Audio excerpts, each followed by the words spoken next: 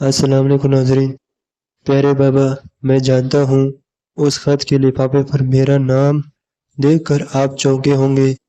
پھر بہت دیر تک آپ نے اس لفافے کو کھولا نہیں ہوگا۔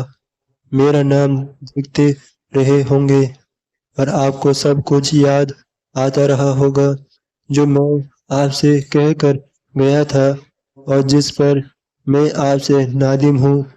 آپ نے سوچا ہوگا خط کھولے بغیر لفافے کو پھاڑ کر پھینک دے، مگر یہ آپ سے ہو نہیں سکے گا، کیونکہ میں آپ کا اکلوتا بیٹا ہوں۔ تو ہاں، عبدالعلی جیسے آپ نے میری ماں کے جانے کے بعد چڑیا کے بچے کی طرح تنہا تنہا پالا اور جس کے لیے آپ نے اپنی زندگی وقف کر دی، لفافہ پھاڑ کر پھینک دیتے تو بھی دوبارہ ٹوکری سے نکال کر کاغذ کے ٹکڑوں کو جوڑ لیتے۔ دل تو ہے نہیں یہ کہ ٹوٹ کر نہ جوڑتا۔ کیا لکھوں آپ کے نام اس خط میں؟ اپنی شرمساری، اپنی ندامت یا اپنی بے بسی؟ بابا، آپ کو چھوڑ کر گیا تھا، پر آپ سے کٹ کر رہا نہیں جا رہا۔ آپ یاد آتے رہتے ہیں، زیادہ نہیں، بس ہر سانس کے ساتھ۔ آپ کا دل دکھایا ہے، پر میرے پاس اس کے سوا اور کوئی چارہ نہیں تھا۔ کیا کرتا آپ کو چھوڑ کر؟ کم از کم زندہ تو رہ رہا ہوں۔ حسن جہاں کو چھوڑ دیتا تو یہ بھی نہ کر پاتا۔ خط پڑھ رہے ہوں گے تو حسن جہاں کے نام پر آپ کے ماتھے پر بل آیا ہوگا۔ میں جانتا ہوں آپ اب بھی اس کے لیے اپنا دل بڑا نہیں کر پائے ہوں گے۔ میں نے زندگی میں پہلی بار آپ کو کسی سے نفرت کرتے دیکھا ہے، اور وہ بھی اس سے جس سے مجھے محبت ہے۔ مجھے تو اندازہ ہی نہیں تھا بابا، آپ نفرت نام کی کسی شے سے واقف بھی ہیں۔ آپ تو اللہ سے محبت کرتے ہیں اور اللہ کی کائنات سے۔ اس کائنات میں ایک حسن جہاں بھی ہے جسے اللہ نے دنیا میں پیدا کر کے اس کو میرے دل میں رکھ دیا ہے۔ وہ ویسی ہی روح رکھتی ہے جیسی آپ اور میں، ویسا ہی دل جیسا آپ اور میں۔ پھر بابا، آپ مجھے حسن جہاں سے محبت کرنے کے لیے معاف کیوں نہیں کر سکتے؟ میرے بس میں ہوتا اسے پیار نہ کرتا تو میں کبھی نہ کرتا۔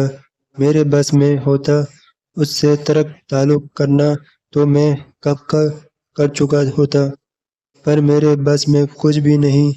اسے دل سے نہیں نکال پاتا اور آپ کو دماغ سے۔ میں آج کل دل اور دماغ کی اس جنگ میں صرف ایک بیکار وجود بن کر رہ گیا ہوں۔ آپ کی بد دعائیں لگ رہی ہیں مجھے، میں جانتا ہوں۔ یہ پڑھتے ہوئے آپ بے قرار ہوئے ہوں گے، کیونکہ آپ تو مجھے بد دعا دے ہی نہیں سکتے نا، لیکن آپ کا دل دکھایا ہے تو یہ کیسے ممکن ہے کہ اللہ ناراض نہ ہوا ہو مجھ سے؟ اب اللہ کا نام نہیں لکھ پاتا میں، لکھتا بھی ہوں تو وہ نام میری روح سے نہیں، بس ہاتھوں سے لکھا جاتا ہے۔ لوگ میرے ہاتھ سے بنی خطوط کو اب نہیں دیکھتے۔ دنگ ہونا تو دور کی بات ہے اور خریدنا تو اس سے بھی دور کی بات۔ میں جانتا ہوں آپ کہیں گے کہ دل میں حسن جہاں بسا کر اللہ کا نام لکھو گے تو یہی ہوگا۔ شاید شرک کر بیٹھا ہوں، مگر توبہ کی توفیق بھی نہیں ہو پا رہی۔ طٰہٰ عبدالعلی بڑی تکلیف میں ہے آج کل۔ اللہ کو پکارتا ہوں تو وہ نہیں سنتا۔ آپ کو پکار رہا ہوں کیونکہ اللہ آپ کی ہمیشہ سنتا ہے۔ اس سے کہیں طٰہٰ کو معاف کر دیں، طٰہٰ کے دل سے حسن جہاں مٹا دے، وہاں اپنا ٹھکانہ بنائے۔ طٰہٰ کے ہاتھوں اور روح کو اس قابل رہنے دے کہ وہ اللہ کے نام لکھے تو لوگوں کے دلوں کو موم کر دے، اللہ کی کبریائی کے خوف سے منور کرے، اللہ کی محبت کے نور سے۔ پر یہ تب ہی ہوگا جب آپ طٰہٰ کو معاف کریں گے۔ بابا، مجھے معاف کر دیں۔ آپ کا نافرمان بیٹا طہا عبدالعلی۔ قلب مومن نے بے یقینی کے عالم میں اپنی ماں کے ہاتھوں سے وہ لفافہ لیا۔ اس پر اس کا نام لکھا تھا۔ بے حد خوبصورت رسم العزم۔ اللہ تعالیٰ کو ہینڈ رائٹنگ کتنی خوبصورت ہے۔ اس نے اس لفافے پر نظر ڈالتے ہوئے ایک لمحہ کے لیے سوچا، پھر سر اٹھا کر اپنی ماں کو دیکھا جس کے ہاتھوں کی کپکپاہٹ اس نے لفافہ لیتے ہوئے نوٹس کی تھی۔ وہ سر تا پالرس رہی تھی، اپنی مسکراہٹ کو ہونٹوں میں اور آنسوؤں کو آنکھوں میں چھپانے کی کوشش کرتے ہوئے۔ اس کا چہرہ سرخ ہو رہا تھا، یا شنگرافی یا گلابی، پتہ نہیں وہ کون سا رنگ تھا۔ کلر پلیٹ کے سارے رنگوں سے زبانی واقف ہونے کے باوجود مومن بوجھ نہیں سکا، کم از کم وہ زرد رنگت نہیں تھی، وہ زرد رنگت جو وہ اپنے باپ کے جانے کے بعد اپنی ماں کے چہرے پر دیکھنے کا عادی ہو گیا تھا۔ وہ ایک خوبصورت سرخ گلاب کی طرح کھل اٹھی تھی، یا شاید جی اٹھی تھی۔ وہ ماں کو مبہوت دیکھتا رہا۔ تم خط نہیں پڑھو گے؟ اس کی ماں نے جیسے اسے یاد دلایا۔ ہاں، مگر اسے کھولا کس نے؟ اس نے یکدم لفافہ پلٹا اور اس کا اٹھا ہوا فلیپ دیکھا۔ میں نے کچھ مجرمانہ سے انداز میں اس کی ماں نے کہا۔ وہ راز جو اس کے اور اللہ کے درمیان تھا، وہ اس کی ماں بھی جان گئی تھی، اور یہ بات اس وقت مومن کو اچھی نہیں لگی تھی۔ وہ چپ چاپ خط لیے اندر آ گیا۔ میرے پیارے قلب مومن، تمہارے سارے خط اللہ تک پہنچ گئے ہیں، اور انہوں نے پڑھ بھی لیے ہیں۔ وہ تمہیں خود ان سب کا جواب بھیجنا چاہتے تھے، لیکن پھر انہوں نے سوچا وہ تمہارے جواب میرے ذریعے تم تک پہنچا دیں۔ میں 15 تاریخ کو آ رہا ہوں تمہاری سب باتوں کا جواب لے کر۔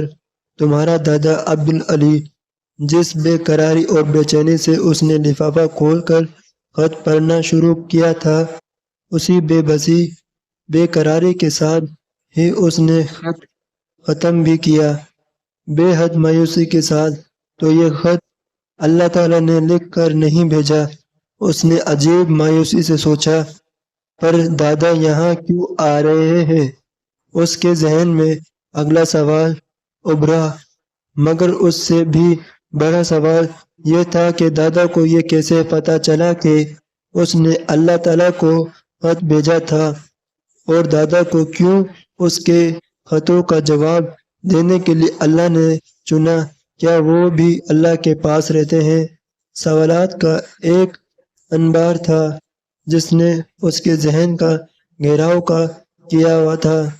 مومن وہ اپنی ماں کی آواز پر بے اختیار پلٹا۔ وہ پتہ نہیں کب اس کے پیچھے کمرے میں آ گئی تھی۔ اللہ تعالیٰ نے خود خط کیوں نہیں لکھا مجھے؟ اس نے ماں کو دیکھتے ہی بے ساختہ کہا۔ خود نہیں لکھتے، وہ ان کے پاس بہت سارے لوگ ہوتے ہیں کام کرنے کے لیے۔ انہوں نے کسی کو کہہ دیا ہوگا یہ کام کرنے کے لیے۔ اس کی ماں نے اس کے ہاتھ میں پکڑا خط اس کے ہاتھوں سے لے کر اسے بڑی احتیاط سے تہہ کر کے لفافے میں ڈالتے ہوئے کہا۔ انہوں نے دادا سے کہا ہے۔ مومن کو لگا جیسے اس کی ماں نے خط دھیان سے نہیں پڑھا تھا۔ ہاں میں جانتی ہوں، مدھم آواز سے سنائی دی۔ اس کی ماں اب خط کو اس کی اسٹڈی ٹیبل پر رکھتے ہوئے اس پر ایک پیپر ویٹ رکھ رہی تھی۔ ایک لمحہ مومن کو خیال آیا وہ ماں کو بتا دے کہ اس نے خط میں اپنے باپ کو بھیجنے کا کہا تھا۔ ایک لمحے کے لیے ہی وہ جھجکایا، اور پھر اس نے ماں سے کہہ دیا، لیکن میں نے تو بابا کو بلایا تھا، دادا کو تو نہیں بلایا تھا۔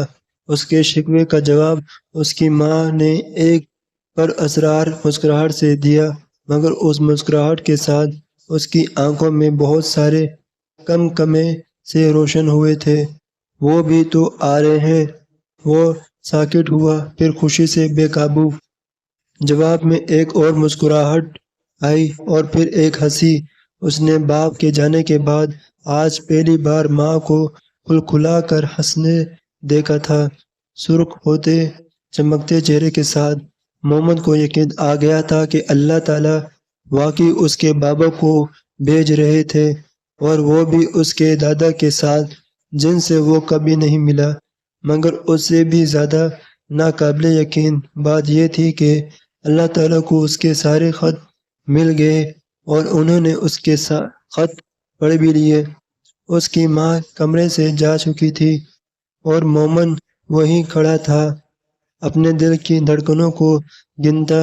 وہ کل اسکول میں سب کو بتا سکتا تھا کہ وہ اللہ تعالیٰ کو جو خط لکھا تھا وہ اللہ کو مل گئے تھے، اور اسے ان کا جواب بھی ملنے والا تھا۔ مگر اس سے پہلے اسے ایک کام کرنا تھا۔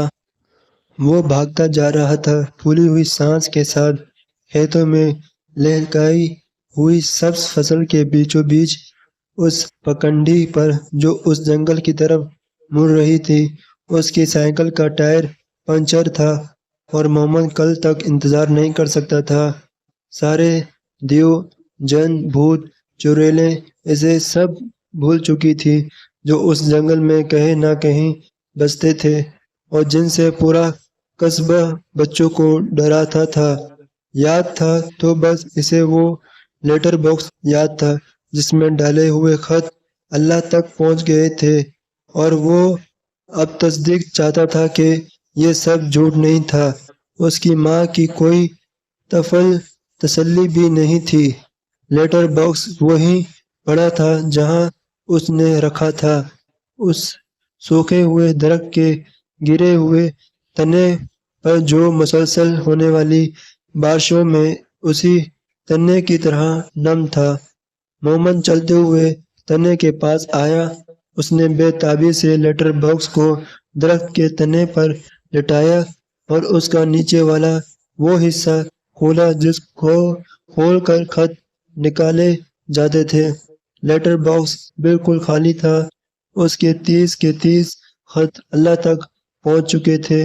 مومن کا دل چاہا وہ بے اختیار اچھے نیچینے اور چلائے، یا پھر تھوڑا سا ڈانس کر لے، تو جو جواب اس کے پاس آیا وہ اللہ کی طرف سے آیا تھا۔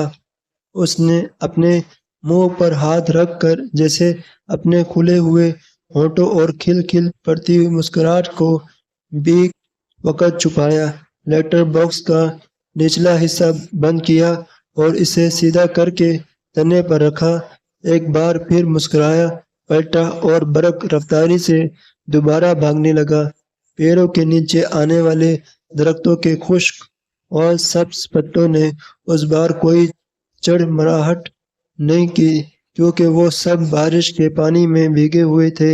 البتہ جہاں جہاں بھاگتے ہوئے مومن کے قدم پڑ رہے تھے وہاں وہاں پیروں کے نشان گڑھوں کی شکل میں پڑ رہے تھے۔ کچھ چینٹیں اڑ کر اس کی پتلون پر بھی لگے۔ پھر قلب مومن کو اس وقت کسی چیز کی پرواہ نہیں تھی، نہ کیچڑ کی، نہ جنگل کے ویرانے کی، نہ ہی اس بات کی کہ اسے وہاں سے بھاگتے ہوئے ایک لمحہ فاصلہ طے کر کے واپس گھر